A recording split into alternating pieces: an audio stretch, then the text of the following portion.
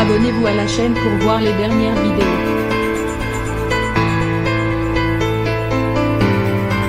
Ce mercredi 15 septembre, Marthe Mercadier s'est éteinte à l'âge de 92 ans après un long combat contre la maladie d'Alzheimer. L'actrice est décédée à l'hôpital de Puteaux. Connue pour être la reine du théâtre de boulevard entre les années 1950 et 1990. Elle avait commencé comme souffleuse et avait fini par jouer dans près d'une cinquantaine de pièces. Malheureusement, la comédienne souffrait depuis plusieurs années de cette terrible maladie. En 2015, elle avait accepté d'en parler au micro d'Europe 1. C'est pour leur dire ce qu'il se passe maintenant, ce qu'il va se passer pour vous. C'est pour les autres me passionnent, confiait l'actrice. C'est très important. On va en parler.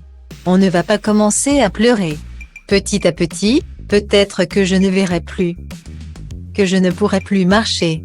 Mais c'est important pour les autres qui continueront à marcher. Qui continueront à rire, et pour moi c'est fini. Ce mercredi 15 septembre, sa fille Véronique Néry a annoncé la mort de sa mère. Ma maman s'est éteinte ce matin vers 5 heures. Elle souffrait de la maladie d'Alzheimer depuis plusieurs années. Je l'ai accompagnée jusqu'au bout, a-t-elle ainsi déclaré. Si Marthe Mercadier a eu une carrière colossale, on oublie qu'elle est aussi à l'origine de la révélation d'un des plus grands acteurs français. Il s'agit de Louis de Funès. Comme l'explique le journal des femmes ce mercredi 15 septembre. Leur rencontre, c'était un soir. Dans un club privé parisien. Marthe Mercadier a directement été attirée par un pianiste que personne ou presque ne connaissait, Louis de Funès.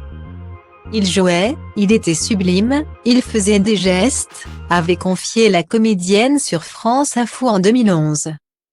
Fascinée par ce petit pianiste recroquevillé, elle en parle à Daniel Gélin, son compagnon de soirée.